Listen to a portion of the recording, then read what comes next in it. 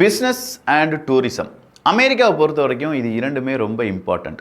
ஆனால் கிட்டத்தட்ட 2 லட்சம் மனிதர்களுடைய பிஸ்னஸ் டூரிசம் விசா அப்படிங்கிறத கேன்சல் பண்ணிடலாம் அப்படிங்கிற முடிவுக்கு அமெரிக்கா இருக்கிறது என்று சொன்னால் அவங்க எல்லாருமே அந்த நாட்டுக்கு குடிபெயர்ந்தவர்கள், அஸ்லீம் சீக்கர்ஸ் அப்படின்னு சொல்கிறாங்க.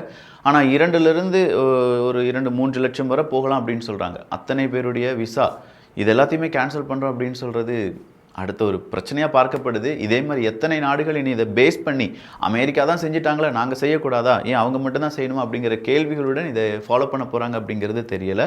இது ஒரு செய்தி தான். இதே மாதிரி ஏகப்பட்ட தகவல்கள் இருக்குது. எல்லாத்தையுமே தெரிந்து கொள்ளப் போகிறோம்.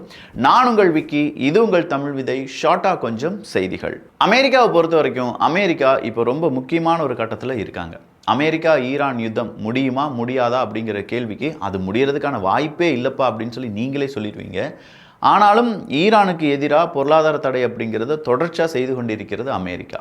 அடுத்த கட்ட பொருளாதார தடை, அதுக்கு அடுத்த கட்ட பொருளாதார தடை அப்படின்னு சொல்லி தொடர்ச்சியான பொருளாதார தடைகளால் ஈரானை சரிப்படுத்திடலாம், ஈரானை நம்ம வழிக்கு கொண்டு வந்துடலாம் அப்படின்னு சொல்லி அமெரிக்கா நினைக்கிறாங்க. அது நடக்குமா இல்லையா அப்படிங்கிறது ஒரு பெரும் கேள்வியாக இருக்கும்போது இன்றைக்கி ஈரான் இன்னொரு அறிவிப்பை கொடுத்துருக்காங்க.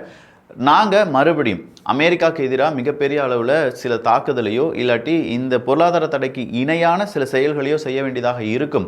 எப்போதுமே அமைதியாக இருந்தால் திரும்ப திரும்ப அவங்க அடிச்சுக்கிட்டே இருக்காங்க. அதுக்கு நாங்கள் சரிப்பட்டு வரமாட்டோம். இனி அமைதி அப்படிங்கிறது எங்ககிட்ட வந்து எதிர்பார்க்காதீங்க உலக நாடுகளே அப்படிங்கிறது தான் ஈரானுடைய இப்போதைய ரிப்போர்ட்டாக இருந்து வருகிறது. அடுத்ததாக வந்திருக்கக்கூடிய செய்தி என்ன அப்படின்னு பார்த்தீங்கன்னா ஈரானை பற்றி தான். அதுவும் சாதாரண செய்தி கிடையாது. உலகத்தில் இருக்கக்கூடிய பெரும் தலைவர்கள் அச்சப்பட வைக்கக்கூடிய ஒரு செய்தியாக மாறி இருக்கு. இதை சொன்னது இஸ்ரேல். நமக்கு தெரியும் இஸ்ரேலுக்கும் ஈரானுக்கும் எவ்வளோ பிரச்சனைகள் இருக்குது அப்படிங்கிறதுலாம் நமக்கு தெரியும்.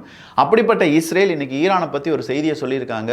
அந்த செய்தியை கேட்கும்போது நிறைய பேர் எனக்கும் இது நடந்திருக்கு அப்படின்னு சொல்கிறதுக்கான வாய்ப்புகள் இருக்குது. அதில் ஒரு விஷயம் என்னென்னா, நெத்தன்யாகு அவர்களுடைய மகன்களில் ஒரு மகனை கொல்வதற்கு ஈரான் முயற்சி செய்தார்கள் அப்படின்னும் அந்த முயற்சியை இஸ்ரேல் அது தோற்கடித்து விட்டது, அந்த முயற்சியை நாங்கள் தோற்கடிச்சிட்டோம், அதனால் என்னுடைய மகன் காப்பாற்றப்பட்டு விட்டான்.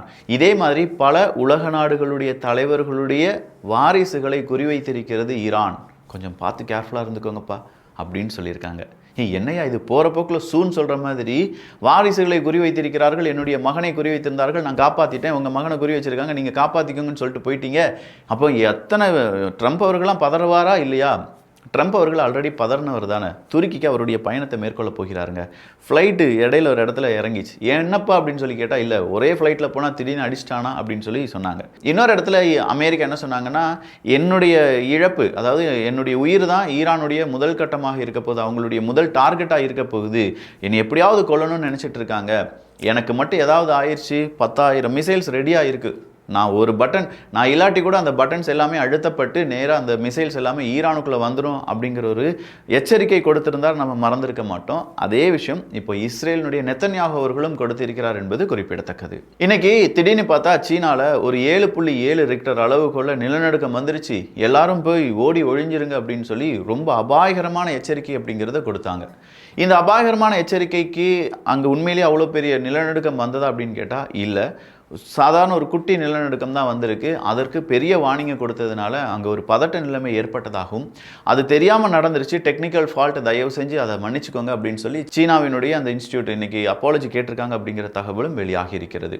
அடுத்ததாக ரொம்ப முக்கியமானது தான் ஆர்டிஃபிஷியல் இன்டெலிஜென்ஸ். அதாவது அதையும் தாண்டி ஆட்டோனமஸ் வெப்பன்ஸ் அப்படின்னு சொல்லுவோம் பாருங்க, தானியங்கி இயந்திரங்கள் அப்படின்னு சொல்லுவோம்ல. இந்த தானியங்கி துப்பாக்கிகள் இல்லாட்டி தானியங்கி ஆயுதங்கள் இதெல்லாம் என்ன செய்யுதுன்னா மக்களை கொன்று குவிக்கிறது. இதுக்கு நாம் ஒரு லா உருவாக்கணும், ஒரு சட்டம் உருவாக்க வேண்டும். சட்டம் இல்லாமல் இருந்தால் எந்த நாடு வேணாலும் எத்தனை நாட்டு இராணுவத்தை வேணாலும் கொன்று குவிக்கலாம். அதுக்கு ஒரு தடையே கிடையாது. தானியங்கி விமானங்கள், அதாவது ட்ரோன்ஸு இல்லாட்டி தானியங்கி துப்பாக்கிகளை வைத்து கொண்டுகிட்டே இருக்காங்க. ஸோ இந்த சட்டத்தை உருவாக்க வேண்டும் அப்படின்னு சொல்லி ஐநா சபையும் ரெட் கிராஸ் சொசைட்டியும் இன்னைக்கு முடிவெடுத்திருக்காங்க. பட் இது நடக்குமா இல்லையா அப்படிங்கிறது தெரியல. ஏன்னா பாஸ்பரஸ் குண்டுகளை பயன்படுத்தக்கூடாது அப்படின்னு சொல்லி ஓவராலாக ஒரு சட்டம் இருக்கு. இன்னைக்கும் அதை விதிமீறலாக செய்யக்கூடிய பல நாடுகள் இருக்காங்க. அந்த நாடுகளுக்கு எதிராக நம்மளால் ஏதாவது செய்ய முடிஞ்சுச்சா, ஏதாவது ஒரு நாட்டால் ஏதாவது செய்ய முடிஞ்சுச்சா அப்படின்னு கேட்டால் இல்லை. உலகத்துக்கு ஒரு சட்டம் இருக்குது, ஆனால் அந்த சட்டத்தை மதிக்காத நாடுகள் இருக்கிறார்கள். அந்த நாட்டுக்கு எதிராக நம்மளால் எதுவும் செய்ய முடியாத போது ஆர்டிஃபிஷியல் இன்டெலிஜென்ஸ் இல்லாட்டி இந்த மாதிரி தானியங்கி வெப்பன்ஸ் இதெல்லாம் பயன்படுத்தக்கூடாது, பயன்படுத்துவதற்கு ஒரு சட்டம் இருக்குது, இந்த துப்பாக்கி வச்சு இத்தனை நபர்கள் தான் கொள்ளணும், இந்த ட்ரோன்ஸை வச்சு இத்தனை பேர் தான் கொள்ளணும் அப்படின்னு ஏதாவது சொல்ல போகிறாங்களா என்ன? அதெல்லாம் தெரியல. பட் ஏதாவது ஒரு சட்டத்தை உருவாக்கி ஆக வேண்டும். அப்படி இல்லைன்னா மனித குலமே இருக்காது. ஏன்னா ஆர்டிஃபிஷியல் இன்டெலிஜென்ஸ் மனிதனுடைய கட்டுப்பாட்டை கொஞ்சம் கொஞ்சமாக இழந்து வருகிறது அப்படின்னு சொல்கிறது இன்னைக்கு முக்கியமான ஒரு நபர் தெரிவித்திருக்கிறார். ஏஐ அதனுடைய கட்டுப்பாட்டை இழக்கிறது என்றால் அது தானாக சுயமாக சிந்திக்குது அப்படிங்கிறது இல்லை, மனிதனுடைய உதவி இல்லாமல் அதனால் அதனுடைய வேலைகளை செய்ய முடியுது. இப்போ கோபைலட்டு இல்லாட்டி இந்த பக்கமாக இருக்கக்கூடிய கிளாடெல்லாம் நீங்கள் எடுத்து பார்த்தீங்கன்னா காலையில் 5 மணிக்கு எனக்கு டெய்லி ஒரு மார்னிங் மெசேஜ் அனுப்பிடு, என்னோட ரொட்டீன் என்ன இருக்குன்னு பாரு, எனக்கு ரொட்டி சுட்டு வச்சிரு, எனக்கு பேங்க் பேலன்ஸை செக் பண்ணிடு அப்படின்னு சொல்லி நாம் ஏஐ ஏஜெண்ட்டை உருவாக்கிட்டு இருக்கோம். இந்த ஏஐ ஏஜெண்ட் எல்லாம் சேர்ந்து ஒரு நாள் அவங்களா முடிவெடுக்க ஆரம்பிச்சிட்டாங்கன்னா மனிதர்கள் அங்கே தேவையே கிடையாது. ஒரு ஏஐ ஏஜெண்ட் எடுக்கக்கூடிய முடிவுகளை இன்னொரு ஏஐ ஏஜெண்ட் ஒர்க் பண்ணுது, அதுக்கான ரிசல்ட்டை இன்னொரு ஏஐ ஏஜெண்ட் எடுத்து அடுத்த முடிவுகளை எடுக்குது அப்படின்னு சொல்லும்போதே இங்கே மனித மூளை சிந்திப்பதை விட ஏஐ ஏஜெண்ட் ரொம்ப அதிநவீனமாக சிந்திச்சு அதனுடைய காய் நகரத்திலே செய்து வரும். இது மனிதனுக்கே எச்சரிக்கை அப்படின்னு சொல்லக்கூடிய அச்சுறுத்தலும் இன்று கொடுக்கப்பட்டிருக்கிறது. அது கூடவே நீங்கள் தானியங்கி இயந்திரங்கள் அப்படிங்கிறத கொஞ்சம் கனெக்ட் பண்ணி பாருங்கள். என்னப்பா நம்ம வீட்டுக்கு யார் வரா, சிவப்பு கலர் சட்டை போட்டோன்னா சுட்டு வீழ்த்திடுறா அப்படின்னு சொல்லி ஒரு மெஷின் கண்ணை முன்னாடி வச்சுருக்கோம். எவெல்லாம் சிவப்பு கலர் சட்டை போட்டு வரானோ எல்லாத்தையும் சுட்டு வீழ்த்திரும். நம்ம மாமாவே வந்தாலும் சுட்டு வீழ்த்திருன்னா வச்சுக்கோங்களேன். அப்போ சிவப்பு கலர் சட்டை அதுங்கிறது மட்டும்தான் அந்த தானியங்கி இயந்திரத்துக்கு தெரியும். இதே மாதிரி நிறைய நிகழ்வுகள் நடக்கலாம். இல்லை அதை ஹேக் பண்ணலாம். சிவப்பு கலர் சட்டை வேணாண்டா, ஓனர் என்ன சிவப்பு கலர் நான் சொன்னால் நான் ஹேக் பண்ணிட்டேன், இந்த பச்சை கலர் சட்டை வர்றவங்களாம் சுட்டு விடு அப்படின்னா எல்லாத்தையும் சுட்டுரும். அதுதான் இங்கே பிரச்சனையாக மாறப்போகுது. இதிலிருந்து மனித குலம் எப்படி தப்பிக்க போகிறது அப்படிங்கிறத பல ஹாலிவுட் படத்தில் நம்ம பார்த்துருப்போம். சார் அது எதுவுமே படம் கிடையாது மேடம், அதெல்லாம் உண்மையாக நடக்கிறதுக்கான வாய்ப்புகள் அதிகமாக இருக்கின்றன. புட்டின் அவர்களை பொறுத்த வரைக்கும் இன்றைக்கி ஒரு சட்டத்தை ஏற்படுத்தி இருக்கிறார். அந்த சட்டத்தை பொறுத்த வரைக்கும் ஏதாவது தனியார் கோடவுன்ஸ் இல்லாட்டி தனியார் நிறுவனங்கள் அவங்களுடைய தொழிற்சாலைகள் தாக்கப்பட்டிருக்கிறது என்றால் அதை ரஷ்ய அரசாங்கமே ஏற்றுக்கொள்ளும் அப்படின்னு சொல்லியிருக்காங்க. அதாவது அவங்களுக்கு நிறைய பாதிப்புகள் உருவாகுது. இந்த போர்னால அப்படி உள்ள பாதிப்புகள் உருவாகக்கூடிய நிறுவனங்களுக்கு கொஞ்சம் ஆதரவாக இருக்கும் வகையில் அந்த கட்டிடங்களை புனரமைப்பது, அவங்கள மறுபடியும் ரீஇனிஷியேட் பண்ணுறது, இது எல்லாத்தையுமே புட்டின் அவர்களுடைய ரஷ்ய அரசாங்கம் பார்த்து கொள்ளும் அப்படிங்கிறது தான் இப்போ வந்திருக்கக்கூடிய சட்டம். ஆல்ரெடி நமக்கு தெரியும் ஓசோன் அப்படிங்கிற ஒரு மார்க்கெட் பிளேஸ், அதாவது அமேசான் மாதிரி ரஷ்யாலன்னு வச்சுக்கோங்களேன், அவங்களுடைய கோடவுன்ஸ் எல்லாமே அடிச்சு நொறுக்கிட்டாங்க உக்ரைன். இதனால் அந்த நிறுவனத்துக்கு ஏகப்பட்ட லாஸ். ஸோ இப்போ அந்த லாஸை யார் பேர் பண்ணியிருக்காங்க? ரஷ்யா பேர் பண்ணியிருக்காங்க. ஆனால் உக்ரைனுடைய தாக்குதல் நார்மலாக ரஷ்யாவினுடைய இராணுவம் சார்ந்து இருக்கக்கூடிய பகுதிகள் அப்படின்னு இருந்துச்சு. இப்போ அதெல்லாம் தாண்டி யார் யார் ரஷ்யாவில் முக்கியமான தொழிலை செய்து வருகிறார்கள், யாரெல்லாம் முக்கியமான புள்ளிகள், அவங்களுடைய வீடுகள், அவங்களுடைய தொழிற்சாலைகள் தாக்கப்பட்டு வருகிறது என்பதும் குறிப்பிடத்தக்கது. இன்னைக்கும் ரஷ்யாவில் 2 ஆயில் ரிஃபைனரிஸ் தாக்கப்பட்டது என்பது கூடுதலான தகவல். அமெரிக்கா, சவுத் கொரியா முக்கிய முடிவை எடுத்திருக்காங்க. 100க்கும் அதிகமான வார்ஹெட்ஸ், அதுவும் நியூக்ளியர் வார்ஹெட்ஸ் நார்த் கொரியாட்ட இருக்க வாய்ப்புகள் இருக்குது அப்படிங்கிற ஒரு செய்தி வெளியானது. இந்த செய்தி கேட்டதுலேருந்தே அமெரிக்காவுக்கும் தூக்கம் இல்லை, தென்கொரியாவுக்கும் தூக்கம் இல்லை.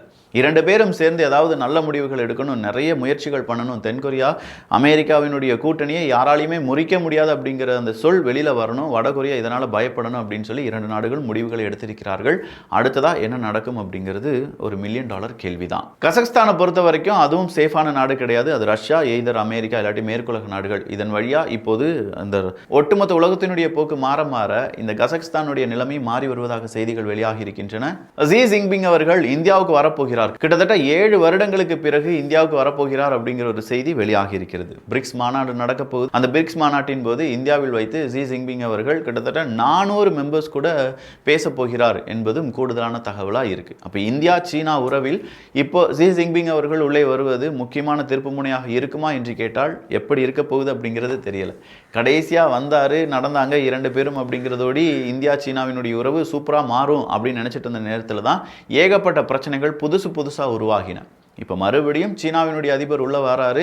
இந்தியா இதை எப்படி எடுத்துக்கொள்ளும் அப்படிங்கிறத பொறுத்திருந்து பார்க்கலாம். ஏன்னா ஆல்ரெடி நமக்கு ஒரு பேட் எக்ஸ்பீரியன்ஸ் இருக்குது. அந்த பேட் எக்ஸ்பீரியன்ஸ்னால அதில் லேர்ன் பண்ண சில விஷயங்கள் இந்த முறை அது நடைபெறாமல் இருப்பதற்காக இந்தியா பெரிய அளவில் முயற்சி செய்வார்கள் என்று நாம் நினைக்கலாம். ஆஸ்திரேலியாவை பொறுத்த வரைக்கும் ஆஸ்திரேலியாவில் இருக்கக்கூடிய ட்ராக்ஸ், அதாவது ஒஃபிஷியல் சார்ட்ஸிலிருந்து ஏஐயால் டெவலப் செய்யப்பட்ட எந்த மியூசிக்கும் இருக்கக்கூடாது அப்படிங்கிறத தடுத்துட்டாங்க.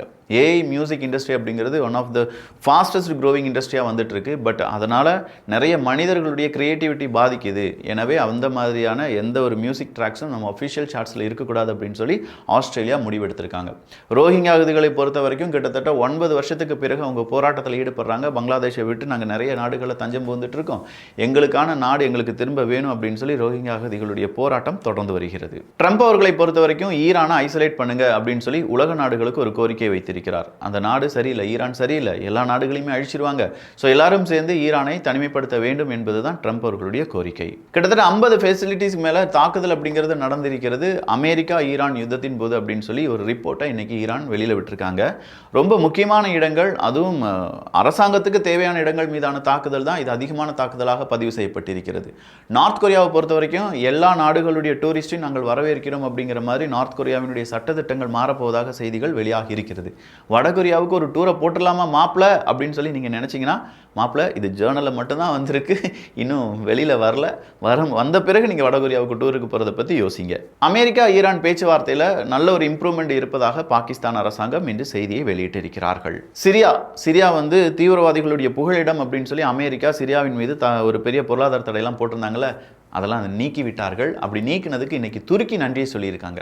ஆஹா, வந்து US removal of Syria from the state sponsor of terrorism அப்படிங்கிறதுலேருந்து நீக்கியிருக்கீங்களே, உங்களுக்கு நாங்கள் எப்படி நன்றியை சொல்வது அப்படின்னு சொல்லி துருக்கி சல்யூட் கொடுத்துருக்காங்க. வெனிசுலாவில் ஏற்பட்ட எர்த்குவேக்கினுடைய உயிரிழப்புகள் இதுவரையிலும் 6500க்கும் அதிகமாக மாறிவிட்டதாக செய்திகள் வெளியாகி இருக்கிறது. பேட்ரியாட் PAC-3 மிசைல்ஸ் அப்படிங்கிறது இருக்குது பார்த்தீங்களா, அது வந்து லோ காஸ்ட் ஏஸ் மிசைல் அப்படின்னு சொல்லுவாங்க.